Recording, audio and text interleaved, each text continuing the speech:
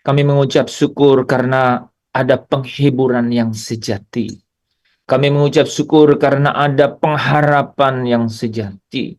Kami mengucap syukur karena ada janji yang sekalipun tidak secara jasmaniah kami dapat melihatnya, tetapi rohmu yang menuntun mata hati rohani kami melihat akan pengharapan yang sungguh-sungguh nyata itu. Terima kasih Bapa, melewati setiap momen di dalam hidup ini, Engkau berbicara.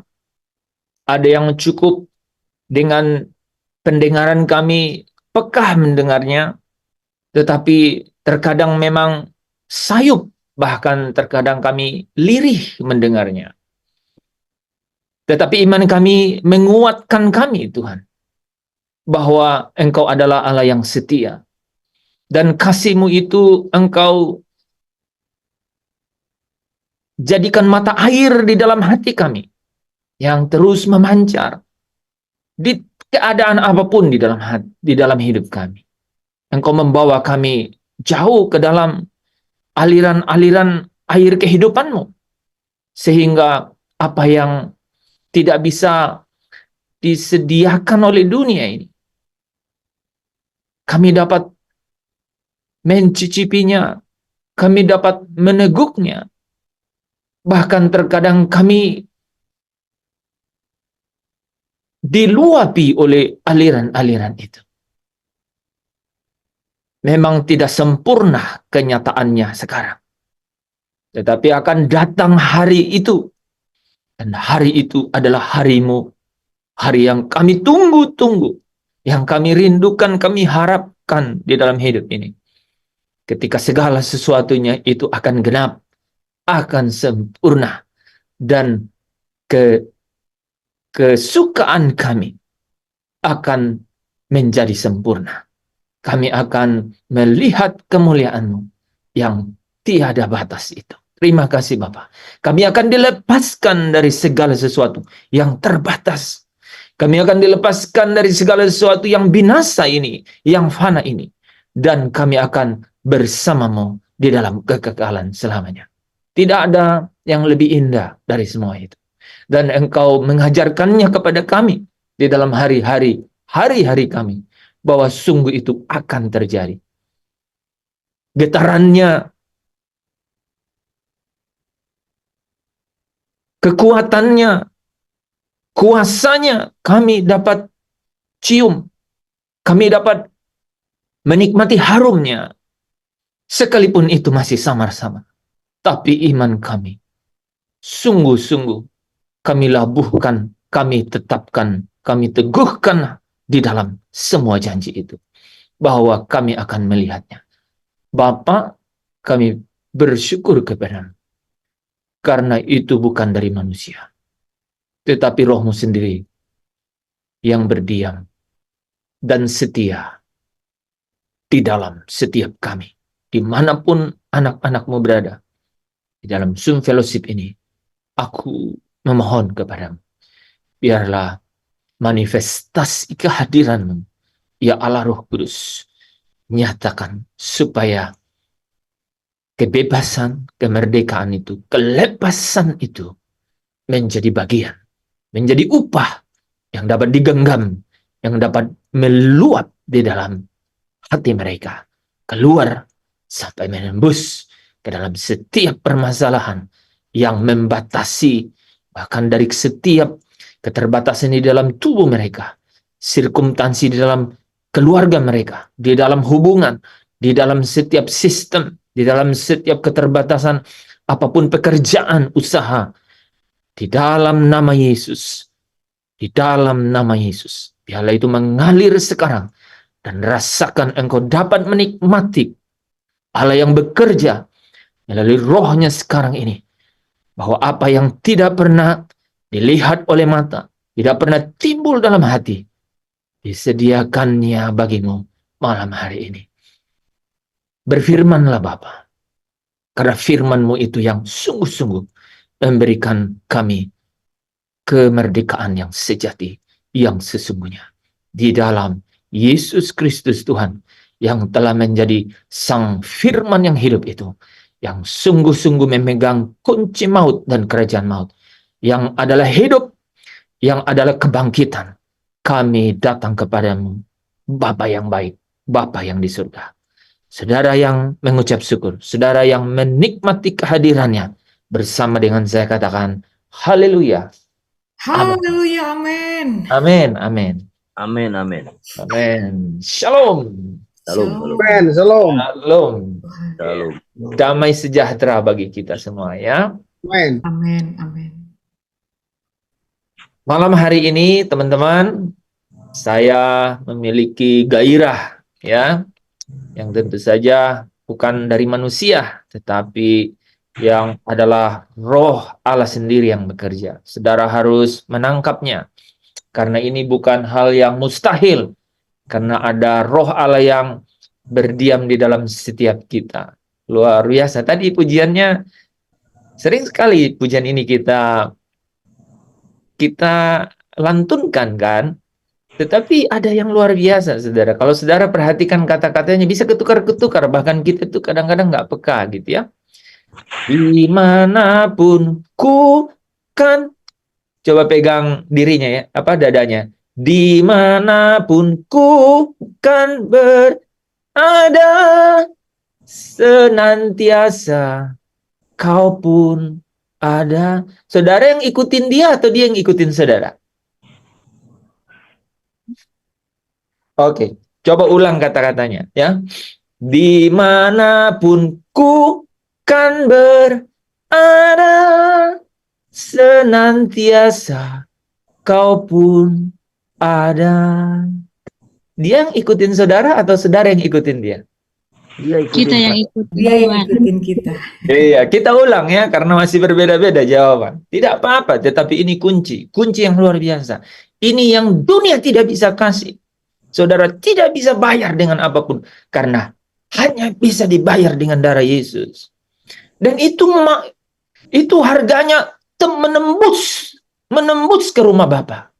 Hanya darah Yesus yang bisa membawa saya dan saudara tembus ke rumah Bapa. Nggak ada yang lain. Itu luar biasa, saudara. Dan sejak sekarang ini, saya sampai berkata-kata, kalau saudara perhatikan tadi, kita mencium aroma kehadirannya itu. Secara mata jasmania tidak dapat ditangkap dulu, saudara. Tidak dapat ditangkap. Ini yang Musa katakan, aku ingin melihat kemuliaanmu. Allah Yehova bilang, aku menyertai engkau, aku senantiasa setia menuntun engkau, aku menjaga engkau. Tapi dia bilang, I want to see your glory. Memang begitu sih. Coba ada orang yang telepon saya sudah di sini, saya sudah di sini. Saya udah lihat, saya udah di sini. Tapi kok mana? Aduh, kok mana? Di mana? Pernah ada saudara dibegituin orang? Kalau itu Tuhan, itulah yang Musa benar-benar peragakan itu. Ya, di Keluaran berapa itu? 18 ya? 15. 18:30 atau terbalik? Ya. Keluaran pasal 18 ayat 31 atau 33 ya. Teman-teman, itu ya luar biasa ya. Dimanapun ku kan berada. Mona ke kantor. Kamu tahu pikir Tuhan tinggal di kamar tidur? Tidak. Tuhan ikut. Mona tidak bonceng dia tetap ikut. Boncengan habis karena ada Brian, dia tetap ikut.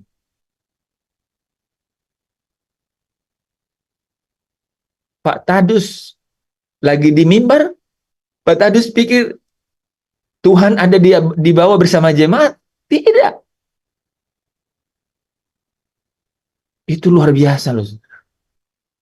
Dia itu inside us. Dia itu tinggal di dalam kita. Dan selama-lamanya. Percakapan dengan perempuan Samaria itu merubah seluruh konstelasi. Itu merubah. Itu yang sampai hari ini kalau Bapak Ibu Saudara perhatikan semua pertentangan atau silang pendapat gitu antara yang tidak menerima Yesus, kehadirannya itu mengubah, menyempurnakan semuanya. Disitulah kunci silang pendapat dan perselisihan, saudara. Ketidaksesuaian di situ. Karena mereka tidak mengetahui, karena mereka tidak dapat mengetahui, mereka punya mata tetapi tidak dapat melihat, mereka punya telinga tetapi tidak dapat mendengar gitu. Karena itu, ya, firman Tuhan katakan, engkau bukakan kepada orang-orang kecil. Saya dan saudara orang-orang kecil. Orang-orang yang datang seperti perempuan Kanaan yang berkata, Tuhan, tetapi anjing itu memakan remah-remah yang jatuh dari meja tuannya. Saya dan saudara itu. Dan Yesus bilang, tidak ada iman sebesar ini. Kalau kau datang pada Yesus berkata, even the small things, God, I decide, aku memutuskan untuk ikut engkau saja sampai akhir hidupku. Nah, di sini saudara tahu nggak? Ini oke. Oh, Keluaran 33 ya. Keluaran 33. Jadi terbalik tadi Pak ya. Keluaran 18. Oke, 33 ayat 18 ya. Jadi Musa itu, jadi yang kita ngomongin ini saudara, yang kita bicarain ini, itu Musa pengen banget merasakannya. Sampai gini ya, mungkin Tuhan, saya bilang mungkin, tapi sebenarnya Roh itu sudah bicara dengan saya. Tidak dicatat di Matius 17 itu, tapi Roh Kudus bicara bahwa, itulah kenapa. Saking sayangnya Bapa kepada Musa itu, akhirnya dia diperlihatkanlah kemuliaan itu. Ketika Yesus menyatakan kemuliaannya di atas bukit. Diperlihatkan. Elia yang juga putus asa gitu ya. Di mana kau tuh Allahku kan gitu. Di mana engkau kan gitu. Akhirnya diperlihatkan. Jadi ada dua orang yang benar-benar memiliki pergumulan. Kita nggak lihat Henok bergumul. Kita nggak tahu pergumulan Henok.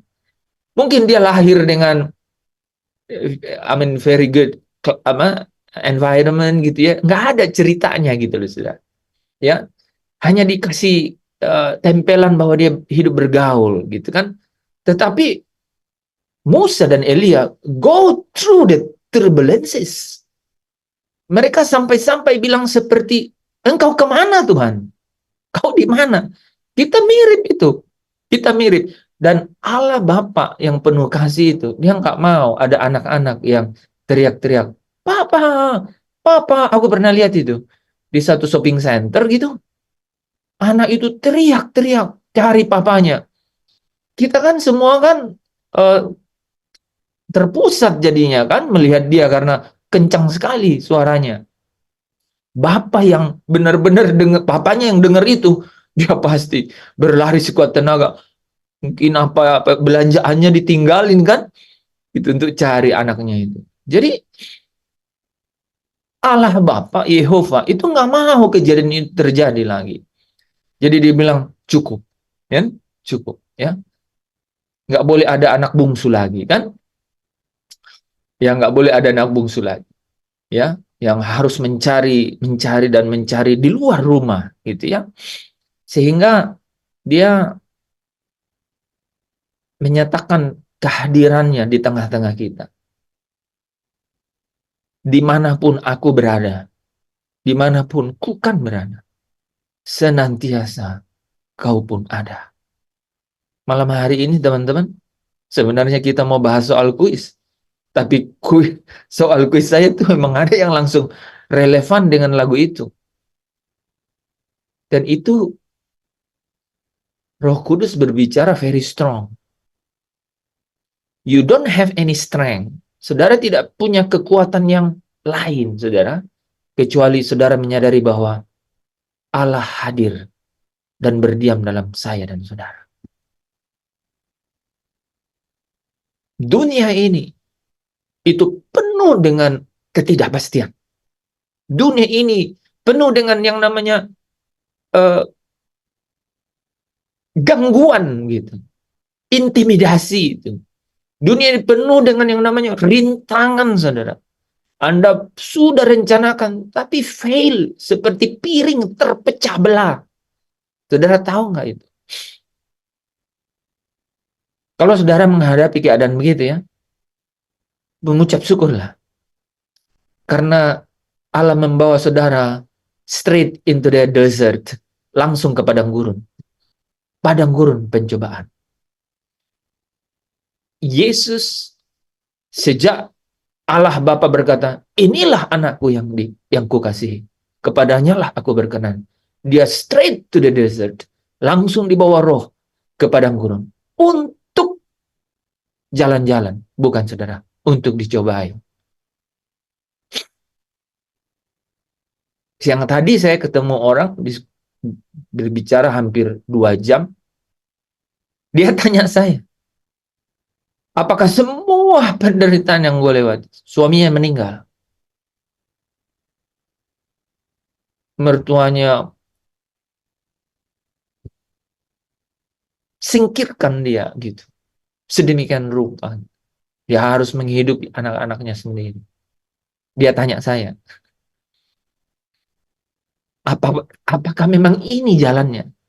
Saya jawabnya apa, saudara? Ini satu-satunya jalan, saya bilang. Saya nggak jawab itu, saya nggak jawab ini jalannya, enggak. Saya bilang ini satu-satunya jalan.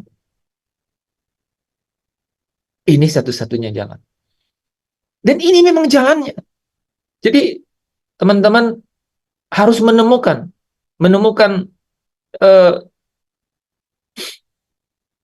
jalan apa yang diperkenalkan oleh Bapa melalui anaknya Yesus Kristus. Itu saudara harus, dan saya harus terus-menerus temukan dan semakin menyatu dengan itu. Gitu. Saya sengaja berbicara ini untuk membawa saya dan saudara itu di realitas kehidupan. Karena topik kita kan sukacita. Rejoice in Lord, rejoice in hope. Bersukacitalah di dalam Tuhan, bersukacitalah di dalam pengharapan. Tapi kita harus tahu bahwa kita tuh bersukacita di dalam keadaan yang Bapa memang siapkan. Dan saudara tahu nggak itu apa? Padang gurun. Nggak ada yang lain. Alkitab bicara hanya satu. Padang gurun. Kitab Injil berkata begitu. Dan kemudian ditutup dengan pewahyuan terakhir di kitab Wahyu. Dan perempuan itu dibawa oleh Allah ke padang gurun. Allah yang bawa ke padang gurun. Perempuan itu bicara mengenai jemaat. Jemaatnya. Jadi Yakobus menyimpulkannya dengan tepat, saudara. Ya. Yakobus pasal berapa? Pasal 1 ya. Anggaplah sebagai satu kebahagiaan apabila kamu jatuh di dalam berbagai-bagai pencobaan. Anggaplah sebagai kebahagiaan. Kalau saya mau tanya, maksudnya bahagia betul nggak itu? Tentu saja dari bahasanya kita tahu kan? Secara jasmania tidak bahagia. Padang gurun itu keadaannya mengancam. Tidak bisa dinikmati secara jasmani gitu. Padang gurun itu. Makanya menarik kan? Jadi Yesus memperkenalkan bahwa mata air itu tidak di luar sana, tapi di dalam gitu. Mata air itu di dalam. Kepada perempuan itu dia bilang, air yang kuberikan itu tidak akan membuat engkau haus lagi. Tetapi melainkan akan menjadi mata air yang terus memancar sampai kepada hidup yang kekal. Itu saudara tahu, Yohanes 4 ayat 13-14 itu disambung langsung dengan 23 dan 24. Mulai hari ini, saudara, engkau tidak akan lagi beribadah menghadap Allah di kota Yerusalem, di gunung ini, di gunung Gerizim, tetapi engkau akan menjumpai Allah di dalam roh dan di dalam kebenaran. Allah itu roh, dan Allah meteraikan saya dan saudara dengan rohnya itu. Dan dia tinggal diam untuk selama-lamanya di dalam saya dan saudara. Sukacita kita, saudara, itu bukan karena keadaan luar. Sukacita kita karena ada janji mengenai kebenaran firman Allah yang hidup, bahwa Allah itu mau berdiam di dalam setiap orang yang percaya kepada Yesus, anaknya yang diutusnya menjadi penebusan untuk mereka. Sukacita itu hadir. Sukacita itu sudah selesai dikerjakan oleh Yesus. Makanya Yesus katakan, sukacitaku kuberikan kepadamu, supaya sukacitamu itu menjadi penuh. Nah, malam hari ini teman-teman, kita difasilitasikan dengan soal-soal kuis. Jadi mari kita lompat ke situ, kemudian kita bisa langsung lanjut gitu ya. Tapi sebelum saya masuk, saya diingatkan sekali lagi, malam hari ini jangan pernah lewatkan ini ya. Dimanapun kukan berada, senantiasa engkau ada. Yuli ke kampus, dia tidak tinggal di kamar bersama Alkitab yang sudah dibaca. Enggak. Ketika kau terantuk batu, ketika kau diludah, tidak diperlakukan atau tidak mendapat respect dari teman-temanmu, kalau ketika engkau disingkirkan oleh mungkin dosen gitu, ketika semuanya itu menjadi sulit, mungkin kau tidak punya uang untuk jajan dan teman-temanmu malah nambah-nambah gitu ya di kantin gitu ya, dia ada di situ. Tadi saya bilang, momen terbaik kita menikmati kehadirannya adalah ketika semua piring itu jatuh dari meja dan berantakan dan pecah. Kita bisa melihat dia sungguh-sungguh hadir. Saudara tahu, dia tidak kumpulin piring-piring pecahan-pecahan itu, enggak. He create the new one. Dia membuat yang baru. Wah, luar biasa itu, saudara. Dari setiap kebenaran-kebenaran itu, kalau saudara hidupi itu, artinya di dalam momen kehidupanmu, dalam pergumulan hidupmu, kau izinkan firman itu yang bertahta, yang menjadi nyata, imanmu bekerja untuk melihat itu, ingin melihat itu, dan jangan bergerak sampai Allah dengan firman-Nya bergerak. Yesaya 55 ayat 11 berkata, karena firman itu tidak akan kembali dengan sia-sia, tetapi akan mengerjakan apa yang dikehendaki oleh dia, dan akan berhasil apa yang disuruhkan kepada firman itu di dalam hidup saya dan saudara. Saudara seberapa ngotot gitu, seberapa ngotot. Saya ngotot hari ini karena I've seen one today. Saya sama Pak Anton, mudah-mudahan Pak Anton dengar ini ya. Ya, kita melalui perjalanan panjang, memisahkan diri dari jalan-jalan dunia. Seperti tidak dianggap, kita datang meeting, kita dibiarkan 2 jam nunggu. Kita bilang nggak apa-apa, asal Allah ada bersama dengan kita. Kadang dibatalkan begitu, saudara. Tapi kita berjalan dalam kesenyapan, gitu. Dan ya, Tuhan memperlihatkan satu hari ini. Tuhan memperlihatkan satu hari. It's the real one, gitu. Jadi kadang ini saudara ya, Allah izinkan kita bisa mencium surga itu, aroma surga itu. Sungguh, saudara, sungguh. Apa sih aroma surga itu, Pak? Kemuliaan. Kemuliaan. Kalau saudara sampai merasakan, Bapak terima kasih, you did it one, engkau buat ini satu terjadi. Terima kasih. Itulah glory yang saudara bisa lihat. Yang benar-benar saudara diberhentikan dari semua kemampuan saudara dan bisa berkata, this is because of you. Ini karena kau. Ini if it is not you, kalau bukan kau Tuhan, it couldn't be happen. Itu nggak mungkin terjadi. Wah, itu saudara. Dan saya mau kita nih di dalam Zoom ini hari demi hari itu kita semakin terus di disuguhi gitu, disuguhi. Kita terus mencium gitu aroma-aroma surga. Sehingga ketika kita sampai di surga, seperti Pak Anton jelaskan, kita nggak kayak asing gitu, ya kan? Ya, kita nggak kayak asing, kayak ikan air tawar masuk ke air laut gitu, ya kan? Walaupun ada air tapi kayaknya nggak cocok nih gitu, ya kan? Gitu. Nah, dari kehidupan kita sehari-hari. Dan ingat ya, saya ulangi saudara, yang lebih tepat begini, dari pergumulan hidup kita sehari-hari. So itu harus dari pergumulan, nggak bisa dari yang lain.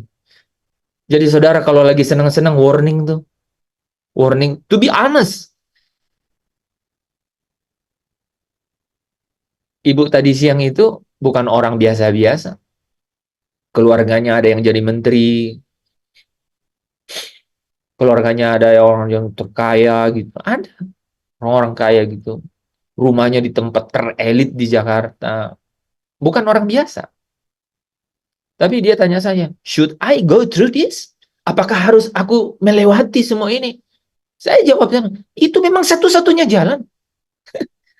So glory, it has to be cross gitu. Kalau kita harus melihat kemuliaan, itu harus lewat jalan derita. Yesus terjemahannya jalan derita itu salib. Kalau kita terjemahan derita apa? Ketika keinginan-keinginan jasmania, daging, nafsu di dalam diri kita ini, kita bilang no, no, no, no, no, no. Dan kemudian kita pilih, kesukaanku adalah apa yang kau kehendaki, Bapa. Itu yang apa yang menyenangkan hatimu. Karena aku tidak mau, aku tidak bisa, aku tidak nyaman gitu untuk melihat engkau tidak dibahagiakan. Nah, di situ. Jadi dari jalan derita itu adalah diterjemahkan ke dalam kita masing-masing oleh setiap firman itu. Nah, setiap kali, setiap hari ini, saudara, kalau kita berjalan di dalam firman yang hidup itu, kita akan semakin dipenuhi oleh sukacita itu. Saudara tahu nggak kalau Paulus itu tidak punya istri? Terus kami seperti kaum bapak begini, kita bilang bahagia karena punya istri? Salah besar. Ya kan? Terus komplain, istri saya begini. Mungkin kalau Paulus hidup bilang, salah siapa? Ya. Kalau saudara baca 1 Korintus 7 ayat 1, Paulus bilang kalau bisa laki-laki tidak beristri. Di ayat yang ke-25 apa 26, gadis-gadis kalau bisa tidak bersuami. Ini teman-teman harus resapi gitu ya. Sungguh. Saya senang ada anak saya satu yang bilang nggak mau punya istri. Saya bilang, supaya kau kuat ya, karena you going to the desert, engkau akan lewati padang gurun. Ingat, when you say that, itu padang gurunnya mungkin padang gurun bukan yang di Tasikmalaya gitu, padang gurun yang di Arab Saudi sekalian langsung gitu. Kan padang gurun ada di mana-mana, ada padang gurun yang masih ada rumput-rumput kecil gitu. Nah, yang di Timur Tengah di sana gitu. Jadi apa makna dari semuanya itu, saudara? Itu luar biasa. Teman-teman, ini kedua kalinya saya bilang di sini ya. 1 Korintus 7, saudara baca. Perikop yang kedua, ya. Perikop yang kedua, ya.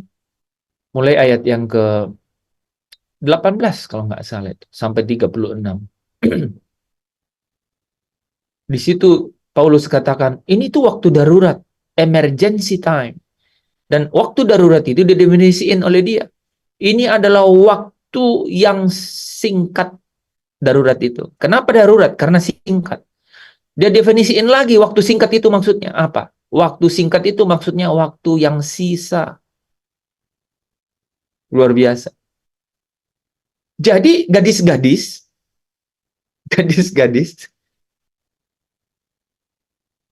Kalau kamu tidak menikah, kamu akan memperkarakan perkara Tuhan, katanya.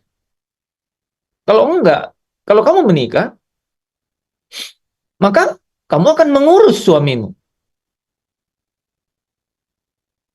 Dan dibilang di situ gini, kamu akan mengalami kesusahan badani. Jadi, ya, misalnya kayak saya sama Pak Tadus yang banyak anak itu, ya benar kesusahan badani, gitu. Kita alami. Gitu. Nah, saudara, intisari dari itu adalah memang adalah fokus gitu intinya, ya. Di situ ada kata disebut eh, eh, mem- apa per, memperkarakan Tuhan, ya. Perkara Tuhan kalau nggak salah, ya, pakai kata-kata perkara Tuhan gitu. Jadi perkarakan dirimu, kemana engkau pulang. Itu luar biasa. Saudara, rumah, fondasi itu memang penting. Tapi saudara sering nggak lihat bangunan yang fondasinya aja? Seringnya gitu. Yang nggak berbentuk rumah. Tapi apa fondasi itu memang penting? Penting sekali. Penting sekali. Tapi tujuannya apa? Rumah. Kalau nggak dibangun-bangun, ya nggak ada tujuan. Nah, makanya ketika kita bilang memperkarakan kemana kita pulang, itu memang jauh lebih penting daripada landasannya sendiri gitu. Jauh lebih penting daripada hanya menemukan Yesus. Jauh lebih penting daripada hanya mengiring Yesus.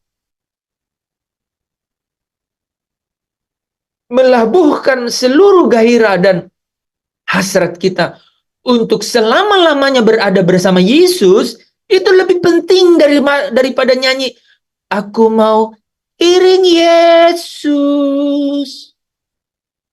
Air mata bombay. Aku mau iring Yesus sampai selama-lamanya. Apalagi nih ya, kalau datang ibadah, nggak makan gitu, masih kelaparan, terus besok tuh masih ada sesuatu yang susah banget gitu, belum ada jalan keluar, masuklah bait berikutnya kan. Meskipun banyak susah, diresapi itu. Penderita dalam dunia. Udah kayak bagiannya gitu. Udah kayak benar-benar rohani gitu. Padahal Yesus bilang gini, iya itu, tapi itu pondasi. Pondasi. Kalau boleh, kamu nyanyi supaya cepat pulang ke sini. Itu lebih penting. Gitu. Itu lebih penting. Dan saudara, coba aja rasakan. Saya nggak bilang, saudara, ya, setiap firman yang saya bawakan itu saya benar-benar merenung dan kemudian saya refleksi diri. Setiap kali saya membawa batiniah saya ke kebenaran itu, saya itu menikmati sukacita yang limitless, yang tidak terbatas. Benaran, saudara. Hampir-hampir saya ignore everything. Hampir-hampir saya cuekin segala sesuatu. Saya begini, saya udah bisa ngomong sama istri anak saya bilang, kalian nggak usah khawatir. Saya kemana-mana pasti kalian oke gitu. Ya, jangan pernah bergantung pada saya. Saya bilangin gitu. Jangan pernah, karena Tuhan adalah gantungan. Karena kita ini tujuannya bertemu di sana, gitu. Whenever the time, kapanpun itu, we are going to see each other. Kita akan ketemu. Kita akan ketemu. Ya, pasti tanggal mati kita beda-beda nih. Kalau ada yang sampai sama sepakat tuh. Ya. Beda-beda. Tapi kita akan ketemu. Kita akan bercerita bahwa tidak sia-sia ya. Di hari ke 1200 sekiannya, kita bahas bahwa kita akan ketemu Yesus. Itu dia itu. Bapak Ibu Saudara yang dikasihi Tuhan, itulah sumber sukacita yang sejati. Itulah bangunan yang Allah sungguh-sungguh mau di dalam hidup kita. Ya, ingat ya, Tuhan Yesus mau supaya kita memiliki hasrat kegairahan untuk bertemu, berjumpa dengan Dia, gitu. Bukan hanya percaya dan kemudian mengiring dia di dunia ini. Tapi dia mau. Nah, hal-hal demikian, saudara, itu akan membawa kita kepada gaya hidup yang totally different. Benar-benar berbeda. Benar-benar berbeda. Orang suka ke sini, saudara nggak suka. Nggak suka. Terus, saudara tidak akan merasa sekali dua kali merasa kecut hati. Pasti merasa kecut hati dan kemudian tawar. Aduh, gimana ya? Saya kasihan sekali nih. Tapi 2, 3, 4 kali saudara uji, firman itu menguatkan saudara. Bangunan-bangunan itu dari perak dan emas. Saya ulang, saudara. Di atas Kristus itu, ketika saudara mengatakan tidak kepada gaya hidup dunia, saudara akan kesepian, saudara akan merasa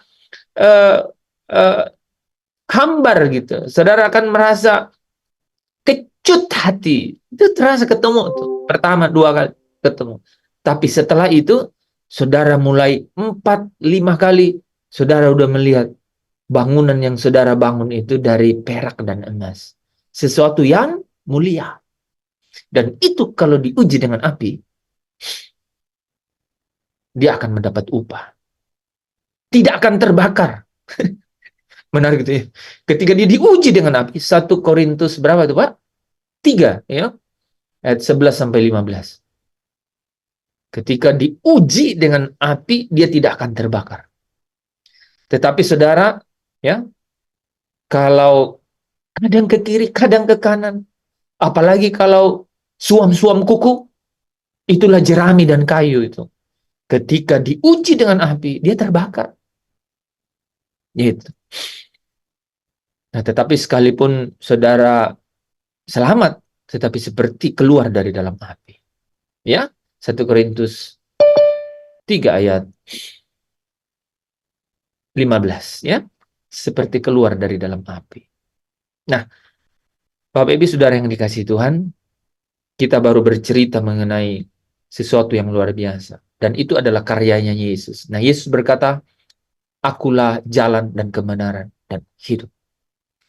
Malam hari ini kita akan bahas soal itu, ya. Soal itu mengenai Yesus berkata, "Akulah hidup."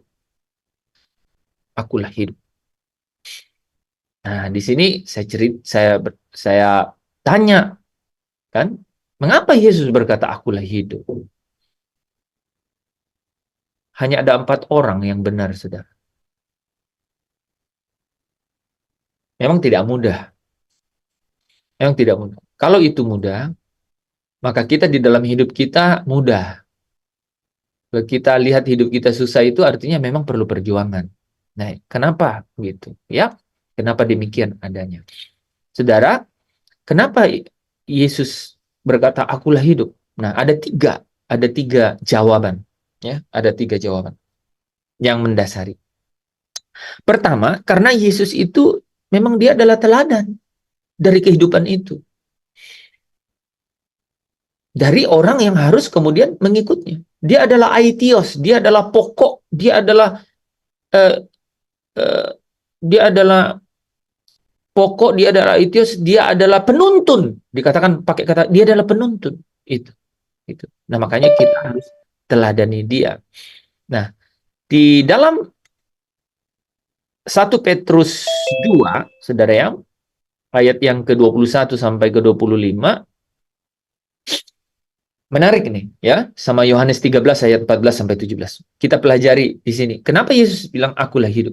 Karena dia adalah teladan, ya. Dia adalah teladan dari hidup itu. Sehingga orang yang mengikutinya, ikuti hidupnya gitu. Ikuti hidupnya, ya. 1 Petrus 2 ayat 21 sampai 25. Teman-teman mungkin ada yang mau baca, silakan. Ya, saya baca Pak Enda. Oke, Pak Daniel, 1 Petrus 2 ayat 21 25, terus Yohanes 13 14 17 siapa? Mira, oke. Oke, Pak Daniel dulu, silakan. 1 Petrus 2 ayat 21 sampai 25. Sebab untuk itulah kamu dipanggil, karena Kristus pun telah menderita untuk kamu dan telah meninggalkan teladan bagimu supaya kamu mengikuti jejaknya. Ia tidak berbuat dosa dan tipu tidak ada dalam mulutnya. Ketika ia dicaci maki, ia tidak membalas dengan mencaci maki. Ketika ia menderita, ia tidak mengancam, tetapi ia menyerahkannya kepada Dia yang menghakimi dengan adil, dan adil ia sendiri telah memikul dosa kita di dalam tubuhnya di kayu salib, supaya kita telah mati terhadap dosa, hidup untuk kebenaran. Oleh bilur-bilurnya kamu telah sembuh. Sebab dahulu kamu sesat seperti domba, tetapi sekarang kamu telah kembali gembala dan pemeliharaan jiwamu. Amin. Amin. Kita jelaskan dulu ini ya. Ya, bagus Teman-teman juga. lihat ya. Jadi dia mengatakan akulah hidup. Ya, akulah hidup. Karena dia adalah teladan. Ya, dia adalah teladan untuk hidup itu. Dialah yang dialah yang melewati kehidupan itu, dia yang mempraktekkan kehidupan itu, dan dia ingin supaya kita dia ingin kita ini dipanggil untuk sama seperti bagaimana dia hidup. Kita mengikuti jejaknya gitu. Saudara, kalau diperhatikan di sini, meninggalkan teladan teladan hidup, yaitu apa? Hidup untuk kebenaran gitu. Dan saudara, kalau kita mau lihat praktisnya di sini ya, tipu tidak ada dalam mulutnya. Jadi, saudara, kalau kita masih tipu, ya kita nggak ikutin jejak. Ia dicaci maki, tapi tidak membalas. Ia menderita, ia tidak mengancam atau menggumam gitu kan, gitu. Tetapi ia menyerahkan kepada Dia. Jadi ia menyerahkan kepada Dia yang menghakimi dengan adil. Gitu. Ini persis sama dengan Mazmur 73 ya. Ya. Gitu. Ini sikap hidupnya gitu, ya. Ia sendiri telah memikul dosa kita di dalam tubuhnya di kayu salib, supaya kita yang mati itu bisa hidup untuk kebenaran. Oleh bilur-bilurnya kamu telah sembuh. Sebab dahulu kamu sesat seperti domba, tetapi sekarang kamu kembali kepada gembala, pemelihara jiwa. Di sini kita bisa belajar, teman-teman, bahwa Yesus sendiri yang disebut yang sulung di antara banyak saudara. Jadi dia itu disebut yang sulung di antara banyak saudara. Dan kamulah ya saudara-saudaranya itu, ya. Yang kedua, silakan Mira. Yohanes pasal 13 ayat 14 sampai 17. Jadi jikalau aku membasuh kakimu, aku yang adalah Tuhan dan gurumu, maka kamu pun wajib saling membasuh kakimu. Sebab aku telah memberikan suatu teladan kepada kamu, supaya kamu juga berbuat sama seperti yang telah kuperbuat kepadamu. Aku berkata kepadamu, sesungguhnya seorang hamba tidaklah lebih tinggi daripada tuannya, ataupun seorang utusan daripada dia yang mengutusnya. Jikalau kamu tahu semua ini, maka berbahagialah kamu jika kamu melakukannya. Jadi berbahagia ini kalau tahu atau melakukan. Menarik ya? Itu menarik. Di bawah ya. Jadi berbahagialah kamu jika kamu melakukannya. Ini luar biasa, saudara. Ya. Ini saya suka sekali ayat Yohanes 13 ini. Ya. Saya langsung potong di ayat 14. Ya. Saya senang dengan kata ini kan. Aku telah memberikan satu teladan kepada kamu. Ada sesuatu yang saya mau cerita di sini, saudara. Yang tadi siang itu Roh Kudus itu bicara loh. Ya. Aku telah memberikan satu teladan kepada kamu, supaya kamu juga berbuat sama seperti yang telah kuperbuat kepadamu. Aku berkata kepadamu, sesungguhnya seorang hamba tidaklah lebih tinggi daripada tuannya, ataupun seorang utusan daripada dia yang mengutusnya. Nah, saudara, apa yang diteladankan Yesus sebenarnya? Apa yang diteladankan Yesus? Itu menarik sekali loh. Saya menarik. Itu berawal dari saya diperlihatkan dengan satu keadaan, saudara. Lagi di jalan, ya. Saudara sadar nggak? Kadang-kadang orang yang memberikan sesuatu kepada kita, itu merasa berkorban untuk kita. Dia merasa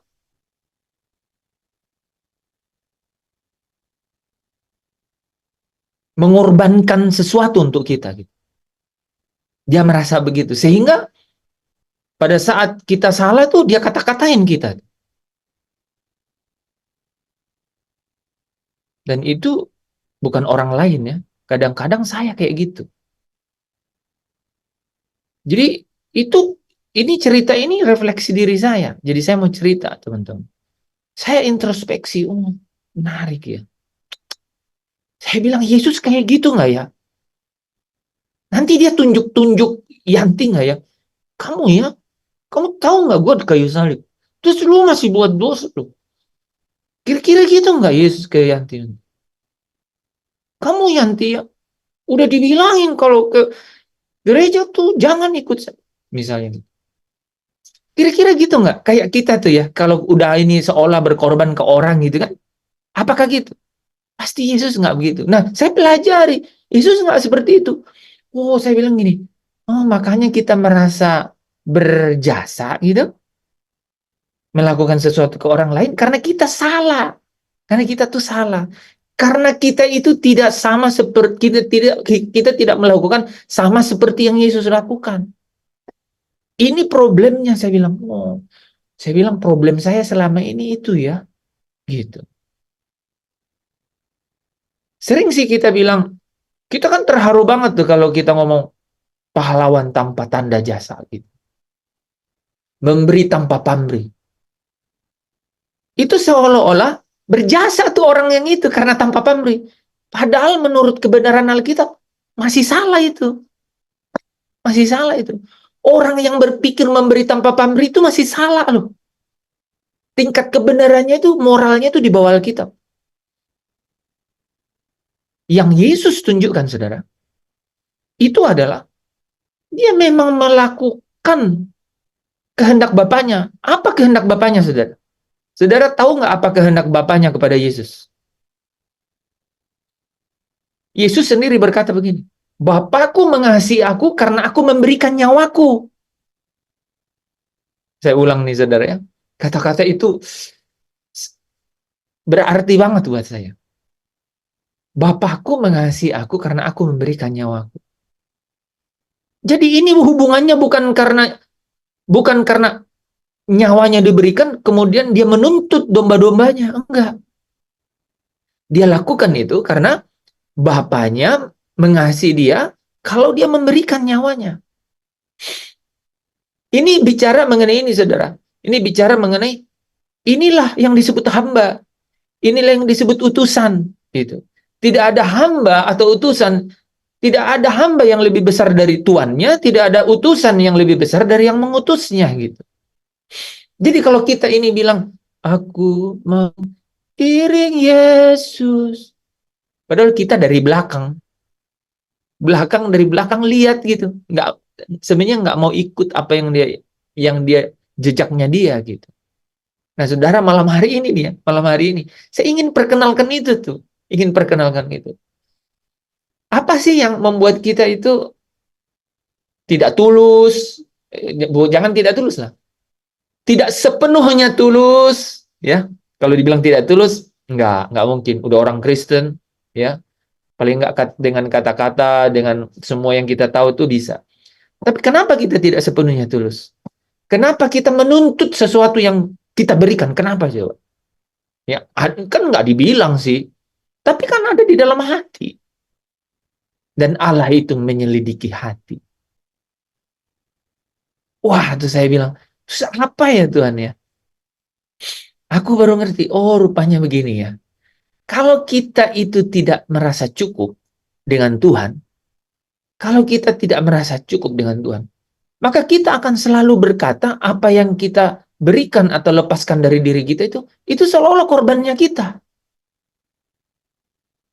Itu jadi masalah di kita itu. Makanya ada orang tua.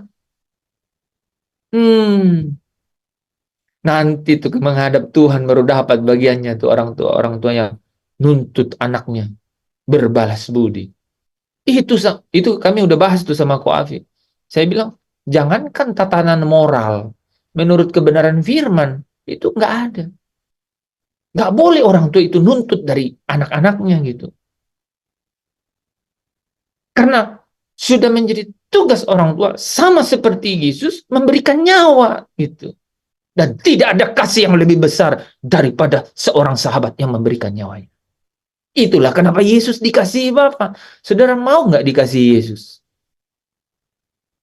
Hiduplah secukupnya. Supaya kalau saudara dan saya hidup secukupnya, yang saudara kasih ke orang lain itu, saudara nggak pernah merasa bahwa ada sesuatu yang kemudian lepas dari diri saudara, dan saudara seolah-olah berhak menuntut gitu. Itu luar biasa kalau teman-teman mulai mulai menyerap gitu kebenaran itu. Jadi sampai kita nih merasa cukup dengan segala sesuatu yang Yesus sudah kerjakan dalam hidup kita. Kita menjadi manusia baru. Kita tidak mencari apa-apa lagi yang lain. Tetapi hanya Tuhan dan kerajaannya. Dan secara realitas kita, secara nyata kita mencukupkan diri dengan apa yang ada. Gini loh saudara. In practical ya. Di dalam hal yang praktis. Ketika kita benar-benar mencukupkan diri. Mencukupkan diri dengan apa yang ada. Maka kita tidak akan terlalu mempermasalahkan. Tidak akan terlalu tidak. Saya ulang ya saudara ya. Ketika kita mencukupkan diri dengan apa yang ada gitu ya. Saya ulang ya saudara, saya ulang nih. Kata-katanya harus tetap. Ketika kita mencukupkan diri kita bukan dengan apa yang ada, artinya kalau ada banyak kita makan banyak. Ada sedikit makan sedikit. Itu masih salah tuh. Karena ada yang sering mencukupkan diri dengan apa yang ada. Kalau yang ada banyak, kok makan semua. Karena ada kadang-kadang begini kan. Ya kalau punya uang ya nggak apa-apa, beli mobil yang mewah. Disitulah masalahnya. Ya kan? Padahal kalau beli yang cukup untuk berfungsi, saudara bisa tangkap ya. Ketika kita mau memberi kepada orang lain, ya, itu kita nggak terlalu permasalahin. Apalagi nuntut-nuntut segala. Nggak akan tuh. Itu betulan tuh. Di situ poin yang, saudara kalau kita nih ke anak ya, kita itu benar-benar mencukupkan diri, gitu. Cukupkan diri sampai anak ngasih apa. Udah cukup. Papa cukup gitu. Mama cukup. Beli ini, enggak. Aku tadi udah makan ubi kayu. Mas sosis, enggak. Tadi udah makan ubi. Udah makan ubi. Tapi dengan senyum, jangan makan ubi tapi memelas gitu. Kan biasa kayak gitu. Ini harus tulus gitu. Saudara cukup gitu. Itu gini loh. Kita itu tidak akan nggak nuntut gitu. Kita akan menghindarkan diri dari menuntut dan menganggap ini ngeri sekali menurut saya. Saya bilang di sini, aduh luar biasa kemuliaannya yang kita tidak akan merasa bahwa kita itu butuh sesuatu dari anak-anak gitu, enggak. Apalagi ini, ya. Kalau kemudian anak-anak itu amoral gitu. Tidak memperlakukan kita secara moral standar. Wah, itu kita semakin kita jadi bermasalah. Kita sendiri jadi bermasalah. Karena apa? Karena kita menuntut diperlakukan baik gitu. dia dicaci maki, tapi dia tidak membalas caci maki. Wah, itu saya bilang, ini ya rahasianya itu. Jadi Yesus itu nggak membalas. Sorry, Yesus itu nggak menuntut gitu. Ini ya, Yesus nggak menuntut Yanti nggak buat dosa, nggak nuntut dia, nggak menuntut. Dia dengan tulus memberikan nyawanya karena itu perintah Bapaknya. Gitu. Jadi memang ada sumber yang mengalir ke bawah dan tidak pernah berbalik atau bolak-balik apalagi. From one source, dari satu sumber dan ke bawah. Nggak ada balik sekali, dua kali, nggak. Apalagi bolak-balik, nggak ada. Jadi ketika Allah mengasihi Yesus dan kasih ini bicara mengenai ketika Yesus memberikan nyawanya. Ketika Yesus memberikan nyawanya, maka kita pun yang diutus oleh Yesus itu tidak boleh lebih besar dari yang mengutus kita, seperti Yesus. Ya, kita harus memberikan seperti memberikan nyawa gitu. Memberikan saja gitu. Memberikan aja. Jadi nggak boleh gitu mengharapkan pamrih gitu. Kan ada lagunya, tak harap kembali bagai sang surya menyinari dunia. Dulu emang saya guru TK, saudara. Itu luar biasa loh, teman-teman.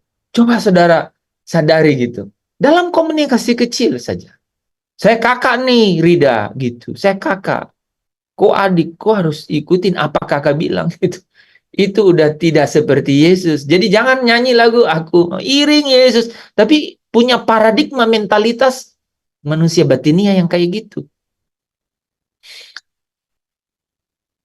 Ketika Yesus bilang aku hidup, akulah hidup, itu dia bilang turuti caraku hidup gitu.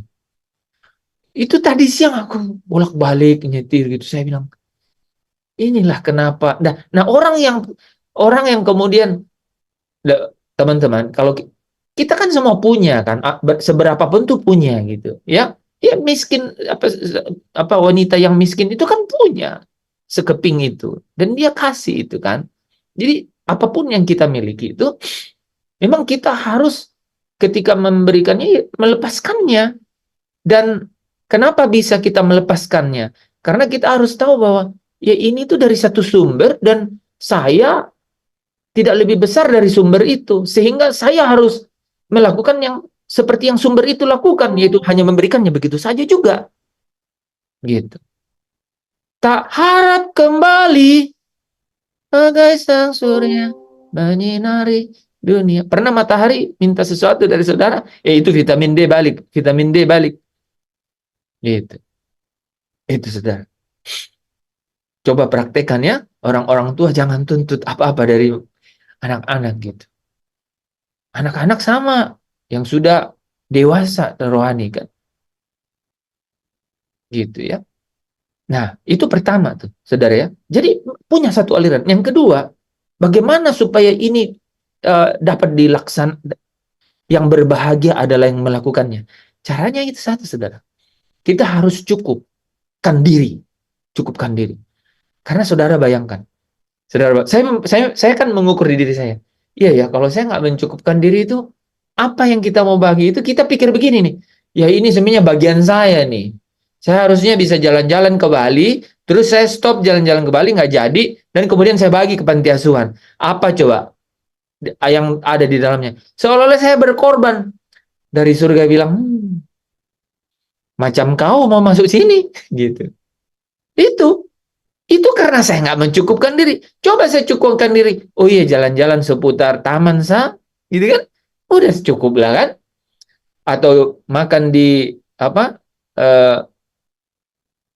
ada restoran Bali gitu, nggak usah ke Bali, yang kira-kira 1-2 kilometer, itu kelihatan banget, saudara. Kelihatan banget. Jadi kalau kita mencukupkan diri itu menghindarkan kita dari apa? Dari seolah-olah kita tuh berkorban untuk orang. Jadi waktu kita cukupkan diri, kita bilang, nah ini untuk mana? Untuk apa ini? Ini Tuhan mau buat apa Tuhan? Sering kita ngomong gitu, ini untuk apa nih Tuhan yang sisa? Oh jarang, karena jarang yang sisa. Betul nggak? Kan gitu. Kita jarang ngomong gitu karena jarang yang sisa. Kenapa jarang yang sisa? Hmm?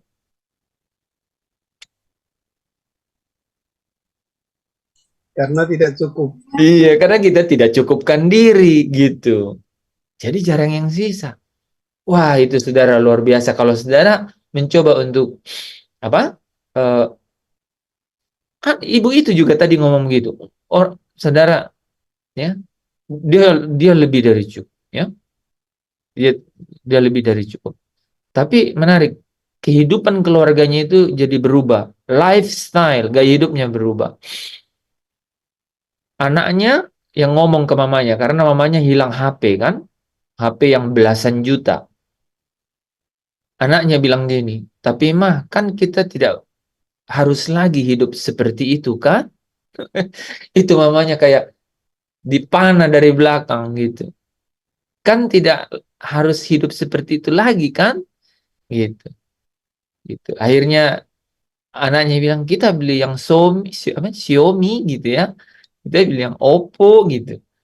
Oh gitu. Yang tadinya yang apel-apel itu gitu ya.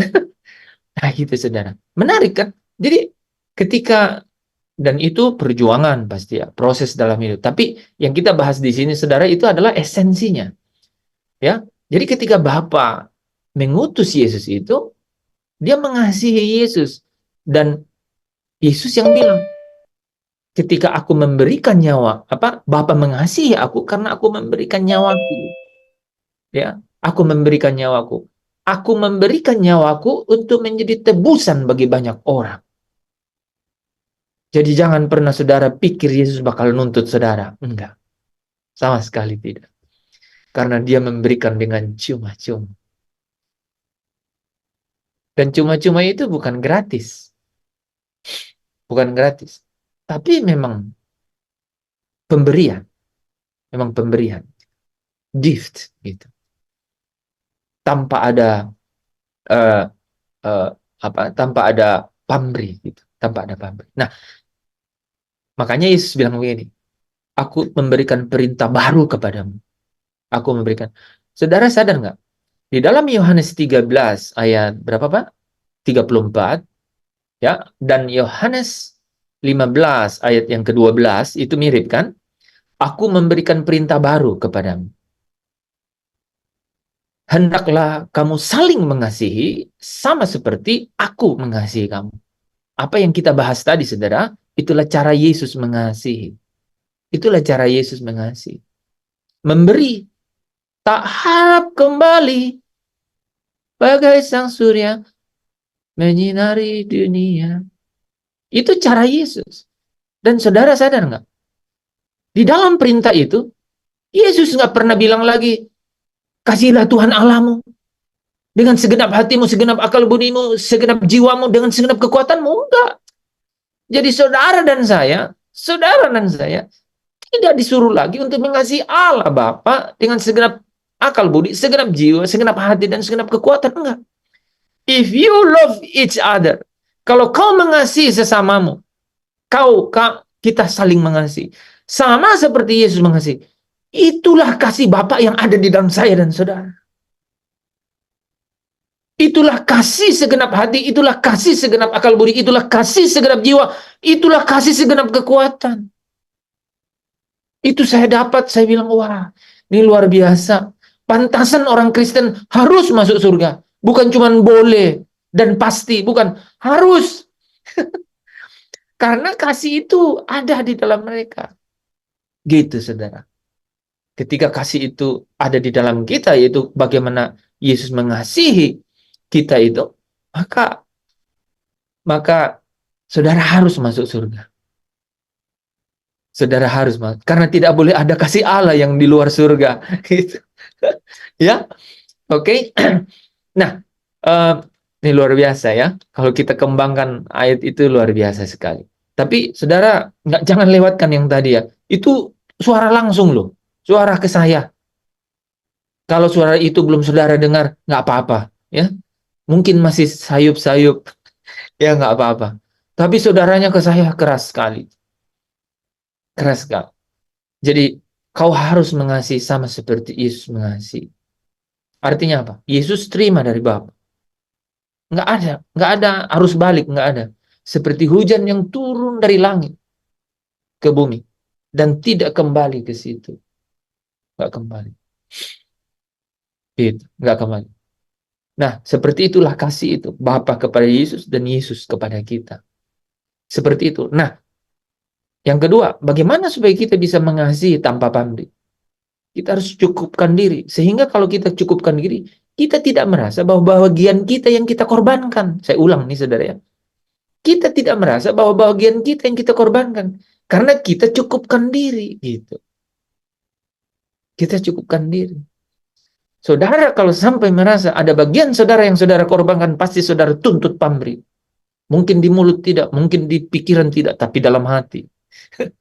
Dalam hati saudara.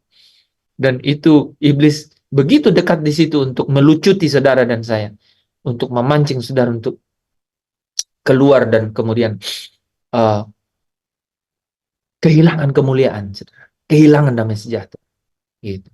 Nah itu menarik ya. Karena ketika anak itu tadi ngomong sama mamanya gitu ya, bahwa kan kita nggak harus bergaya hidup seperti itu lagi kan, Mak. Karena dulu waktu ada papanya kan, wah itu liburannya semua ke luar negeri lah ya. Luar negerinya bukan cuma ke Singapura, Malaysia kayak kita gitu. Hawaii gitu ya, Maldives gitu kan, UK gitu-gitu. Nah sekarang anaknya udah tahu gitu konsep itu. Dan seketika mamanya tuh menikmati damai sejahtera gitu. Itu yang dia juga cerita. Jadi dia tanya saya kan, apakah memang itu jalannya, Pak? Saya bilang satu-satunya jalan. Satu-satunya jalan, ya. Oke. Kita pindah ke bagian B kan gitu. Kenapa dikatakan Yesus itu? Kenapa Yesus berkata, akulah hidup. Akulah hidup. Bagian B katakan karena dialah yang bangkit dari kematian dan menjadi sumber kehidupan itu. Saudara bisa baca ayatnya di sini. Oke, silahkan yang mau baca.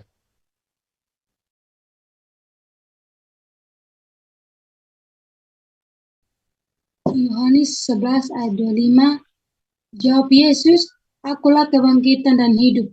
Barang siapa percaya kepadaku, ia akan hidup walaupun ia sudah mati.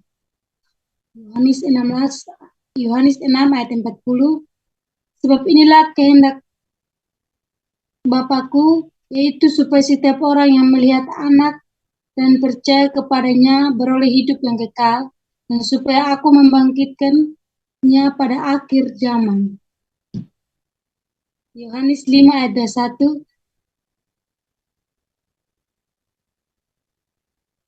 sebab sama seperti Bapa membangkitkan orang-orang mati dan menghidupkannya, demikian juga anak menghidupkan barang siapa yang dikehendakinya. Yohanes 10 ayat 28, dan aku memberikan hidup yang kekal kepada mereka dan mereka pasti tidak akan binasa sampai selama-lamanya dan seorang pun tidak akan merebut mereka dari tanganku. Luar biasa ya teman-teman. Ya. Jadi waktu Yesus bilang akulah hidup itu, dia memang kebangkitan dan hidup. Ya. Dia kebangkitan dan hidup. Dan ini yang menarik buat saya saudara ya.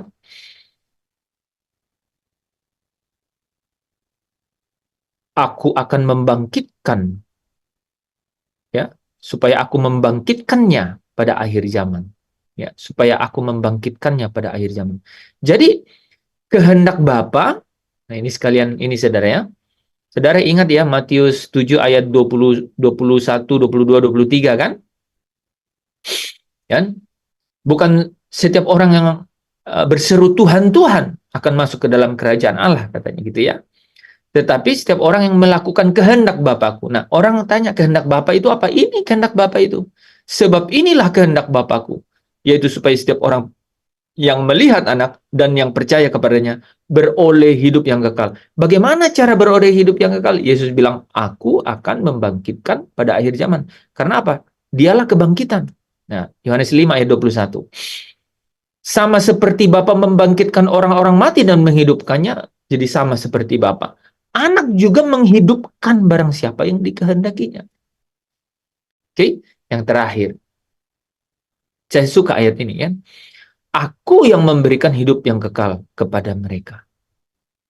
Sehingga katanya apa? Mereka pasti tidak akan binasa sampai selama-lamanya. Jadi dia katakan, akulah hidup. Karena apa? Semua dimensi hidup ada pada dia. Semua kuasa mengenai kehidupan. Jadi semua kuasa mengenai kebangkitan dari kematian itu ada pada dia. Jadi dia adalah hidup. Yang pertama tadi, dia adalah contoh hidup. Dia adalah teladan hidup.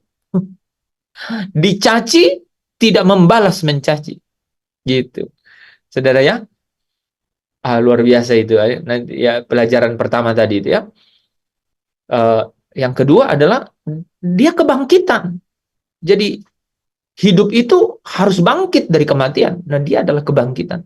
Dan dia bilang, aku akan membangkitkan mereka. Wah, luar biasa itu, saudara ya. Dia bilang, akulah hidup. Nah, yang ketiga nih, saudara. Yang ketiga, memang keadaannya bukan sekarang, tapi di akhir nanti. Bagian ketiga itu, kenapa Yesus berkata, akulah hidup? Akulah hidup. Karena Yesuslah yang memegang kunci maut dan kerajaan maut. Kita baca ayatnya di sini, saudara. Oke, siapa yang mau baca? Gantian ya. Tadi Mira yang baca. Tadi Mira yang baca ya. Iya, pasti kan? Iya. Oke, gantian siapa yang baca sekarang? Saya yang baca, Pak. Asti, ayo Asti. Di Wahyu berapa ya, Pak? Di Pasal 1 ayatnya yang ke-17 sampai ke-18. Oke, Wahyu 1 ayat 17 sampai 18. Demikianlah firman Tuhan. Ketika waktu melihat dia, tersungkurlah aku ke depan kakinya, sama seperti orang yang mati, tetapi ia meletakkan tangan kanannya di atasku. Lalu berkata, jangan takut, aku adalah yang awal dan yang akhir. Ayat yang ke-18, dan yang hidup, aku telah mati, namun dilihatlah, aku hidup sampai selama-lamanya, dan aku memegang segala kunci maut dan kerajaan maut. Amin. Terima kasih Asti. Wah, luar biasa kan teman-teman ya. Jadi Yohanes ya, Rasul Yohanes. Dia berkata kepada Rasul Yohanes, aku yang hidup. Aku telah mati, namun lihatlah aku hidup sampai selama-lamanya. Dan yang menarik di sini dia katakan, dan aku yang memegang segala kunci maut dan kerajaan maut. Jadi kalau dia bilang, akulah kebangkitan dan hidup, kenapa Yesus sampai bisa katakan akulah kebangkitan dan hidup?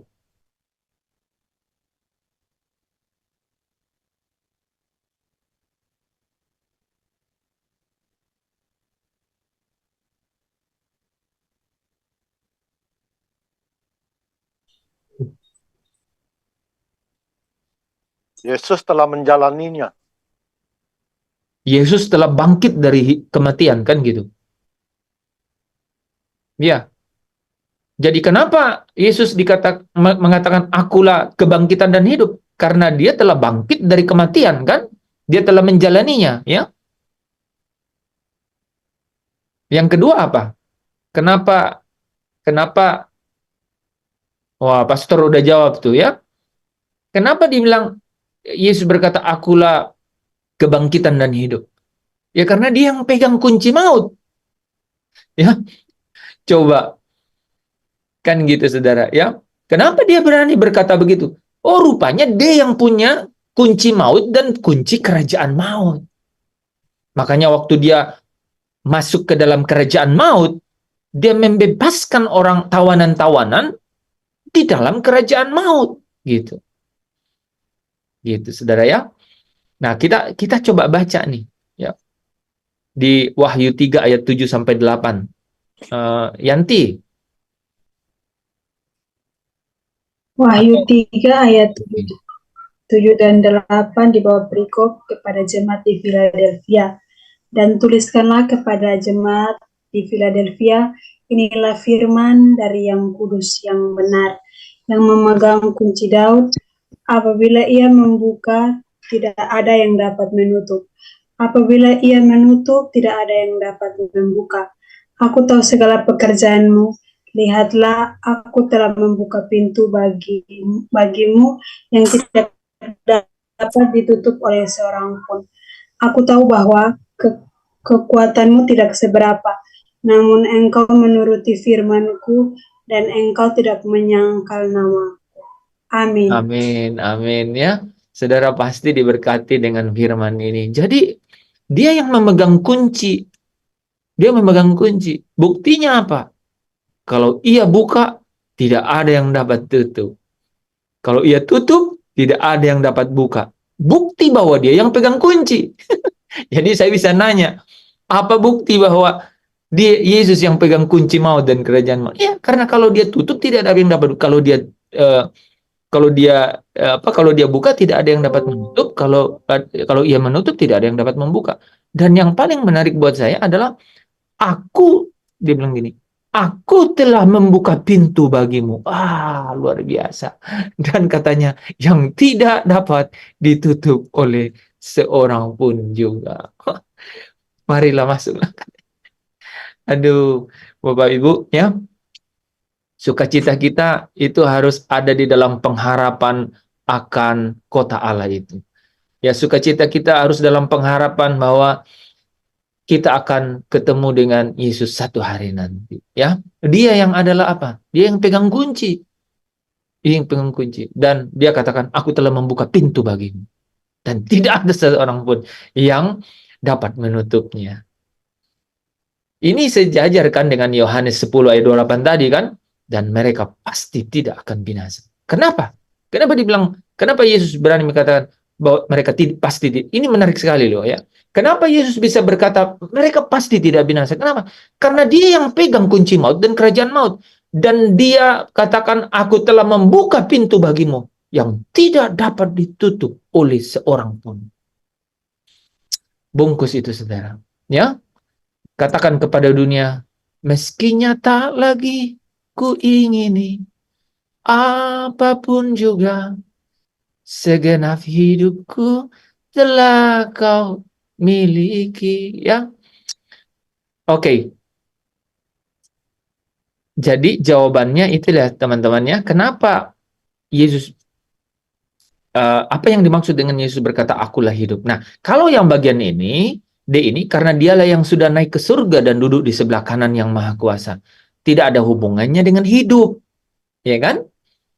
Kalau itu dia sendiri kan yang sebenarnya bicara mengenai naik ke surga dan duduk di sebelah kanan, itu bicara mengenai otoritas. Dia ada di sebelah kanan. Itu bicara mengenai otoritas. Dan otoritas itu bicara mengenai penghakiman. Dan saudara tahu nggak? Aduh, ini ngeri ini. Ya, saudara tahu, Yesus berkata, saya kasih ayatnya ya. Aduh, tadi kemarin juga.